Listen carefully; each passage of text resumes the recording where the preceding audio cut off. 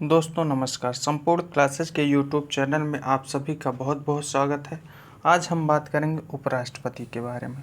उपराष्ट्रपति के बारे में बात करेंगे, अनुच्छेद 63 में दिया गया है और उपराष्ट्रपति यूएसए से लिया गया है। यानी उपराष्ट्रपति कहाँ से लिया गया है? यूएसए से लिया गया है। आप लोग ध्यान दीजिएगा, क्वेश्चन यहाँ से बन जाता है कि उपराष्ट्रपति कहाँ से लिया गया है, किस देश से लिया गया है। तो उपराष्ट्रपति यूएसए से लिया गया। अनुच्छेद 63 के अनुसार भारत का एक उपराष्ट्रपति होगा। ध्यान दीजिएगा, अनुच्छेद 63 ध्यान देना है, अनुच्छेद 64 ध्यान देना है। 64 के अनुसार उपराष्ट्रपति राज्यसभा का पदेन सभापति होता है। यानी अनुच्छेद 63 में कहा गया है कि भारत का एक उपराष्ट्रपति होगा, वहीं अनुच्छेद 64 में कहा गया है उपराष्ट्रपति राज्यसभा का पदेन सभापति होगा। और अनुच्छेद 65 में बताया गया है कि राष्ट्रपति की अनुपस्थिति में राष्ट्रपति के कर्तव्यों का निर्वहन करना। यानी राष्ट्रपति के अनुपस्थिति में राष्ट्रपति के कर्तव्यों का निर्वहन करना। आखिर उपराष्ट्रपति का कोई काम तो होता नहीं है। उपराष्ट्रपति का काम यही है कि राज्यसभा का सभापतित्व करना, और दूसरा काम ये होता है कि राष्ट्रपति की अनुपस्थिति में राष्ट्रपति के कर्तव्यों का निर्वहन करना, जो अनुच्छेद 65 में दिया गया है। इनके दो काम यही हैं।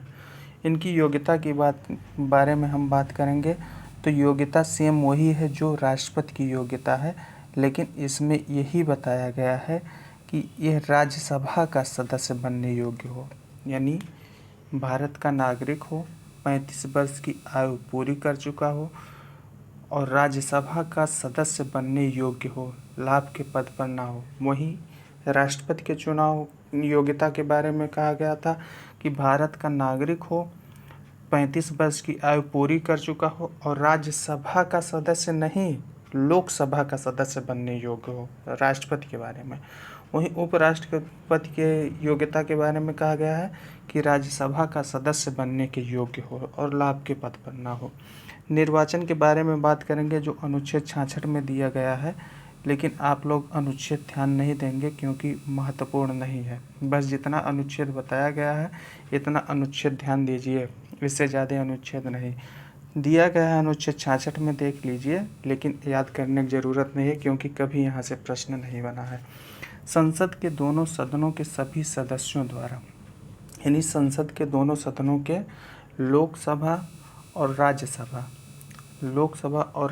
के सभी सदस्यों द्वारा, ना कि निर्वाचित सदस्य द्वारा। वहीं राष्ट्रपति का चुनाव था कि संसद के दोनों सदनों के निर्वाचित सदस्य और विधानसभाओं के निर्वाचित सदस्य, लेकिन इसमें लोकसभा और राज्यसभा के सभी सदस्यों द्वारा आनुपातिक प्रतिनिधित्व की एकल संक्रमणीय मत प्रणाली द्वारा किया जाता है। इनका कार्यकाल अनुच्छेद 67 में दिया गया है, लेकिन यहाँ भी ध्यान नहीं देंगे अनुच्छेद, क्योंकि अनुच्छेद ये सब नहीं पूछा जाता है। शपथ ग्रहण की तारीख से 5 वर्ष, इनका कार्यकाल शपथ ग्रहण की तारीख से 5 वर्ष होता है। इससे पहले राष्ट्रपति को त्यागपत्र देकर पद छोड़ सकता है।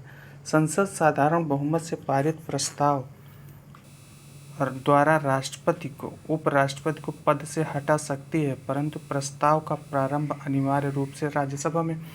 वहाँ राष्ट्रपति के लिए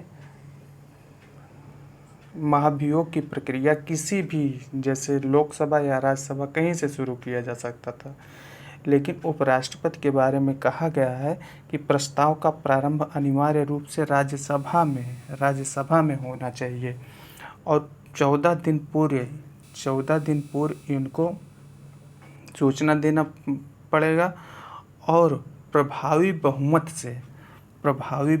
से पास करना होगा। यानी राज्यसभा को प्रभावी बहुमत द्वारा पास करना पड़ेगा। प्रभावी बहुमत का मतलब ये होता है कि सभी सदस्यों के आधे से अधिक द्वारा ये प्रभावी बहुमत होता है, तो प्रभावी बहुमत द्वारा सिद्ध होना पड़ता है। इसके बाद हम शपथ की बात करेंगे। शपथ की बात किया गया है अनुच्छेद 69 में। ये इम्पॉर्टेंट अनुच्छेद है, ये ध्यान दीजिएगा आप लोग।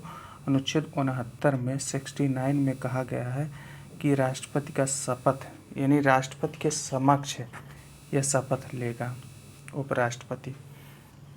इसके बारे में हम बात करेंगे आगे चल के। कार्य और शक्तियाँ, इनका कार्य क्या क्या है। इनका कार्य है राज्यसभा का संचालन करना। महत्वपूर्ण, सबसे महत्वपूर्ण कार्य क्या है, राज्यसभा का संचालन करना। दूसरा, राष्ट्रपति की अनुपस्थिति में उनके कर्तव्यों का निर्वहन करना। राष्ट्रपति की अनुपस्थिति में उनके कर्तव्यों का निर्वहन करना। और उपराष्ट्रपति राज्यसभा का पीठासीन अधिकारी होता है। वही कहा गया है कि राज्यसभा का संचालन करना पीठासीन अधिकारी होता है, तभी तो संचालन करता है। तो उपराष्ट्रपति राज्यसभा का पीठासीन अधिकारी होता है। जब उपराष्ट्रपति राष्ट्रपति के पद का कार्य करता है, जब उपराष्ट्रपति राष्ट्रपति के पद पर कार्य करता है तो उसे सभी विशेषाधिकार एवं उपलब्धियां यानी वेतन एवं भत्ते राष्ट्रपति के रूप में प्राप्त होंगे, न कि राज्यसभा के सभापति। यानी जब उपराष्ट्रपति राष्ट्रपति के पद पर कार्य करेगा तो उनको वेतन और भत्ते सब राष्ट्रपति के रूप में प्राप्त होंगे, न कि राज्यसभा के सभापति के रूप में। जब उपराष्ट्रपति राष्ट्रपति के रूप में कार्य करता है तो राज्यसभा का संचालन उपसभापति करता है, और जब उपसभापति करेगा तो उपराष्ट्रपति राष्ट्रपति के स्थान पे काम करेगा तो सभा का संचालन उपसभापति करेगा। यदि उपराष्ट्रपति अनुपस्थित हो, यदि उपराष्ट्रपति भी अनुपस्थित हो तो उच्चतम न्यायालय का मुख्य न्यायाधीश, और यदि वह भी अनुपस्थित हो वरिष्ठतम न्यायाधीश राष्ट्रपति के पद पर कार्य करते हैं, और उन्हें भी सभी विशेषाधिकार एवं उपलब्धियां प्राप्त होंगी। मतलब यदि उपराष्ट्रपति भी अनुपस्थित हो तो उच्चतम न्यायालय का मुख्य न्यायाधीश राष्ट्रपति के कार्यों का निर्वहन करेगा। यदि वह भी अनुपस्थित है तो वरिष्ठतम न्यायाधीश राष्ट्रपति के पद पर कार्य करेगा, और उन्हें भी सभी विशेषाधिकार एवं उपलब्धियां राष्ट्रपति के रूप में उपलब्ध होंगी।